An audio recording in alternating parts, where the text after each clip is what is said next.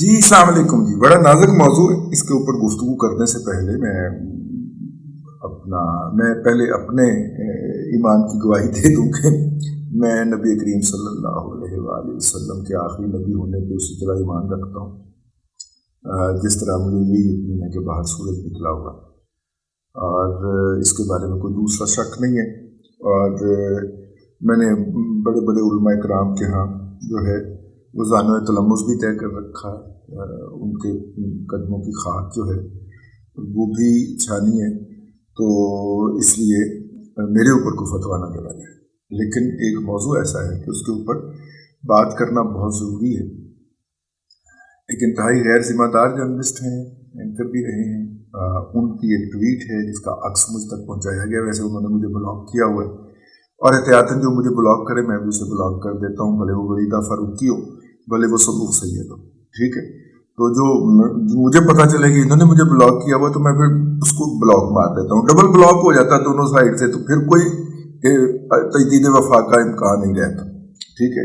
تو ان کی ایک ٹویٹ کا عکس گھوم رہا ہے، اب پتہ نہیں اس میں کس حد تک سچائی ہے، کیونکہ میں نے تو ان کو فالو نہیں کیا، میں نے ان کو بلاک کر دیا ہوا ہے، انہوں نے بھی مجھے کر دیا ہوا ہے۔ تو وہ لکھتے ہیں کہ مردان سوال ڈھیر اس طرح کا نام بنتا ہے، سوال ڈھیر تو نہیں ہو سکتا، ٹھیک ہے، سوال ڈھیر ہی ہو سکتا ہے۔ مردان کے پاس کوئی علاقہ ہوگا۔ سوال ڈھیر میں تحریک انصاف کے یکجہتی جلسے کے دوران، یہ تحریک انصاف نے چیف جسٹس آف پاکستان جناب جسٹس عمر عطا بندیال صاحب کے ساتھ یکجہتی کے اظہار کے لیے پاکستان کے 400 شہروں کے اندر جو ہے وہ انہوں نے رکھے ہوئے تھے، جلسے رکھے ہوئے تھے۔ یہ 400 شہر پاکستان کے چھوٹے موٹے شہر آپ گن لیجئے تو 400 کا فگر پورا نہیں ہوتا، ٹھیک ہے۔ قصد آپ تحصیل تک چلے جائیے، تحصیل لیول تک چلے جائیے، پھر بھی 400 کا وہ فگر پورا نہیں ہوتا۔ تو 400 کا فگر کہاں سے آیا؟ جہاں سے آیا ہم گھس کے ماریں گے، تو ہم گھس کے ماریں گا یہ کا بیانیہ کس نے بنایا؟ انڈینز نے بنایا، مودی رجیم نے بنایا، اور ان کے پالتو سوشل میڈیا ایکٹیوسٹ نے بنایا، ٹھیک ہے۔ تو وہاں سے پہلے وہ ادھار آیا جب وہ اپنے بھائی کیا نام ہے ان کا، اسد علی طور کو مارا گیا، تو وہ ٹرینڈ چلایا گیا کہ ہم گھر میں گھس کے ماریں گے، ٹھیک ہے۔ تو اس کے بعد اب 400 شہروں کے اندر مظاہرے ہوں گے، یہ 400 کا فگر جو ہے یہ بھی بھارت سے آیا۔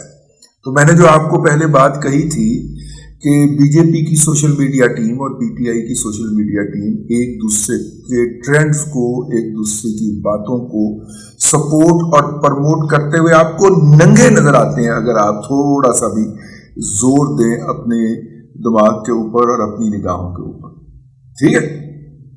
تو اب واپس آ جائیں، یہ جو شاید 400 شہروں کے اندر مظاہرے ہو رہے تھے چیف جسٹس پاکستان جناب عمر عطا بندیال صاحب سے یکجہتی کے، اس میں ہوتا ہے مردان، دوبارہ پڑھنے کا، مردان سوال ڈھیر میں تحریک انصاف کے یکجہتی جلسے کے دوران 40 سالہ مولانا نگار عالم، یہ حافظ بھی ہیں، تھے بلکہ اب تو تھے، مولانا نگار عالم نے کہا کہ عمران خان سچا آدمی ہے، میں اس کی پیغمبر کی طرح عزت کرتا ہوں۔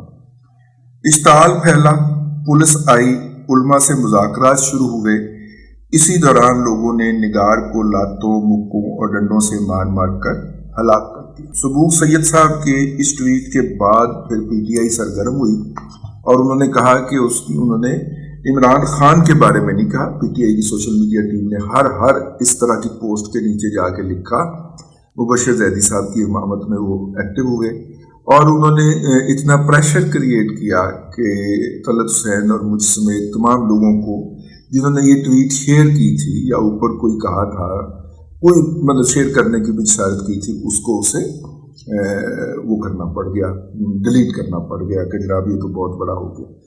دیکھیے یہ مسئلہ ایسا ہے کہ جس کے اوپر بحث کیے بغیر انٹلیکچوئل لیول کے اوپر یہ بہت بڑا فتنہ ہے جس کو اگر ہم کہیں گزشتہ دنوں، اور یہ غریب کے اوپر زیادہ روب عمل آتا ہے۔ عمران خان صاحب نے ایک سے زائد مرتبہ جو ہے وہ اس طرح کی حماقتیں فرمائی ہیں، گزشتہ دنوں ان کے گھر کے باہر جو جماعت بیٹھے ہوتے ہیں ان میں ایک بچے کو پڑھا لکھا کے لایا گیا. ہماری اطلاع کے مطابق اس کو وہ جو تھی تحریر تھی وہ اوریا مقبول جان صاحب نے لکھ کے دی تھی، اور اس بچے کو رٹایا گیا تھا.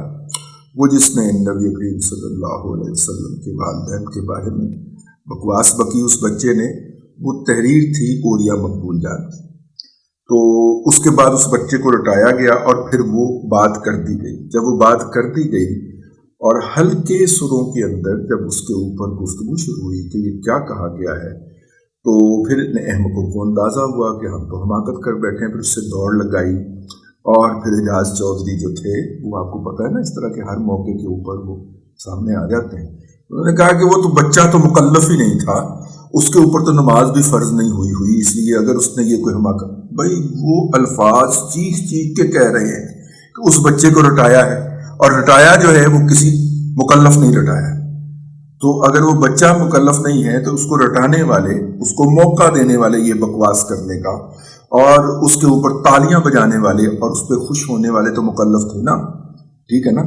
سینیٹر فیصل جوید بھی مکلف ہے، عمران احمد خان نیازی بھی مکلف ہے، اور اسٹیج کے اوپر کھڑا ہوا ابرار الحق بھی مکلف ہے. یہ سارے مکلف ہیں نا.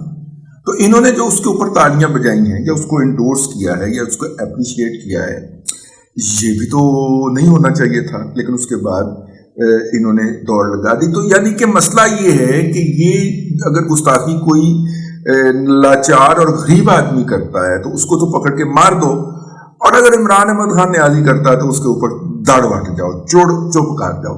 اگر آپ عمران احمد خان نیازی کا جواز جو ہے وہ قبول کرتے ہیں تو پھر اس کا حافظ نگار کا بھی جو جواز تھا وہ قبول کیا جانا چاہیے تھا، ان سے پوچھا جانا چاہیے تھا. ویسے ہم نے جو جان کی امان پا کے عرض کروں، ہم نے جو اساتذہ سے سیکھا ہے کہ اگر اس طرح کی گستاخی کسی سے سرزد ہو جاتی ہے تو علماء کرام جو ہیں وہ کم از کم اس کو اکیلے میں بلا کے پوچھتے ہیں کہ کیا آپ کی بات کا مطلب یہی تھا. اور جید علماء کرام ہونے چاہیے جتنے بھی فقہ ہیں ان سب کے، اور اگر وہ اپنی بات سے رجوع کر لیتا ہے تو اس کی معافی ہے، اور اگر وہ اپنی بات پہ اڑا رہتا ہے تو پھر قانون جو ہوگا اس کا لا آف دا لینڈ، مسلمان کی سب سے بڑی پہچان اور تعریف یہ ہے کہ وہ لا آف دا لینڈ کا احترام کرتا ہے. وہ جہاں پہ بھی رہتا ہے، وہ جس سرزمین پہ بھی رہتا ہے، وہاں پہ جو بھی قانون ہے وہ اس کی پابندی کرتا ہے. ٹھیک ہے. ہمیشہ وہ کیا کہنا فیتھفل سٹیزن ہوتا ہے. ٹھیک ہے. کم از کم ہم نے یہی پڑھا. اب جناب ایک بہت صاحب علم آدمی ہے، اپنے خیالات کے باعث پاکستان میں مقیم نہیں رہ سکتے، سمجھ گئے نا. تو پاکستان سے باہر ہیں، تو ان سے میں سوچ رہا تھا کہ میں پوچھوں اس کے اوپر.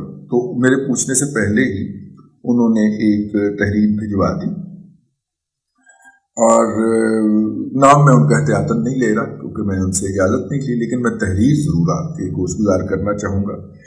پی ٹی آئی کے ایک کارکن کے مردان میں افسوسناک قتل میں وہ تمام مولوی شریک جرم ہیں جو اس طرح کے بیانات دینے والے سرفرے لوگوں کے نفسیاتی علاج کی تجویز دینے کی بجائے لوگوں کو ان کے قتل پر ابھارتے ہیں. وہ تمام فوجی شریک جرم ہیں جنہوں نے ایک اخلاق باختہ فراڈیے کو قوم کے، انہوں نے کروڑوں لکھا ہے، مجھے اربوں کرنے کی جسارت کر رہا ہوں، اربوں روپے اور ان کا ڈھیروں وقت ضائع کر کے ہیرو بنایا. میں دوبارہ فقرہ پڑھنا چاہوں گا. وہ تمام فوجی شریک کے جرم ہیں جنہوں نے ایک اخلاق باختہ فراڈی کو قوم کے کروڑوں روپے اور ان کا ڈھیروں وقت ضائع کر کے ہیرو بنایا. اور وہ تمام ججز شریک جرم ہیں کہ جو اخلاقی پستی کے شکار اس شخص کے جرائم کی ان گنت وارداتوں کے ناقابل تردید شواہد موجود ہونے کے باوجود اس کو کیفر کردار تک پہنچنے کے راستے میں رکاوٹ بنے ہوئے ہیں. اگر واضح شواہد کے ساتھ عدالتیں اس شخص پر جرم ثابت کر کے اس کو سزا دے چکی ہوتی تو اس کے حامی ایسے قابل مذمت بیانات دینے کی بجائے اپنا منہ چھپا رہے ہوتے۔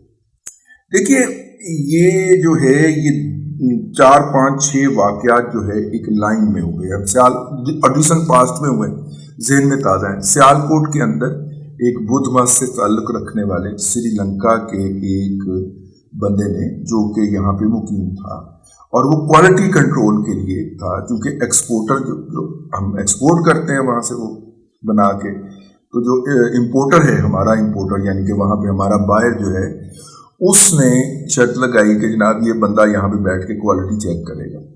اب وہ کوالٹی بھی چیک کرتا تھا، اس نے کوالٹی کے اندر جو تھا وہ زیادہ فالٹ نکالنے شروع کر دیے۔ فالٹ کس کا ہے؟ ورکر کا ہے۔ ورکر کا فالٹ نکلتا ہے تو ظاہر ہے کہ اس کی وہ والی لیبر جو ہے وہ کاٹ لی جاتی ہے، ٹھیک ہے۔ تو اب بعد میں مسئلہ یہ بنا کہ جناب وہ شخص چونکہ کوالٹی کے اوپر زور دیتا تھا اور لوگوں کو اپنے فرائض ذمہ داری سے انجام دینے کی ہدایت کرتا تھا، تو لہذا اس پہ الزام لگا دیا گیا کہ یہاں پہ تو لبیک کا سٹیکر لگا ہوا تھا، اس نے سٹیکر پھاڑ دیا۔ اور اس کے بعد پولیس آئی، رینجر آئی، کسی کی ایک نہ چلی اور اس شخص کو نہ صرف کہ مارا گیا بلکہ اس کی لاش کو جلا دیا۔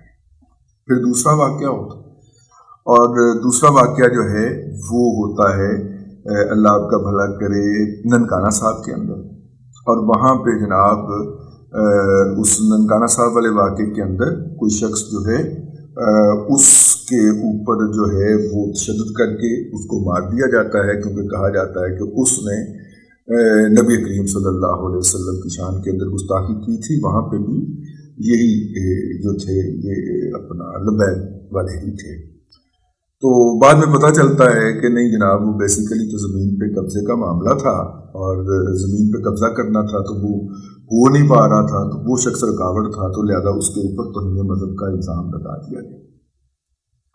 اس کے بعد ایک اور واقعہ رپورٹ ہوتا ہے، یہ ہمارے ہمسائے میں ہی ایک رائیونڈ روڈ پہ ایک 3 مرلے کی سکیم ہے، نشتر ٹاؤن ہے میرا خیال ہے، شاید نشتر ٹاؤن ہی ہے، ہاں نشتر ٹاؤن ہے۔ وہ ورکرز کو، مزدوروں کو 3 مرلے کے پلاٹ الاٹ ہوئے تھے۔ اب تو ماشاءاللہ بہت گنجان علاقہ بن گیا ہے۔ وہاں پہ کسی گلی کے پاس کوئی شخص جو ہے وہ جو غوث پاک کا معجزہ ہے رحمۃ اللہ علیہ کا، اس کے حوالے سے وہ شکوک کا اظہار کر دیتا ہے، اور پھر اس کو جناب پورا بازار ہوتا ہے، چنگا پھینٹ لگتی ہے اس کو، اس سے پہلے کہ وہ جان سے گزر جائے پولیس جاتی ہے اور اس کو لے کے وہاں سے نکل جاتی ہے۔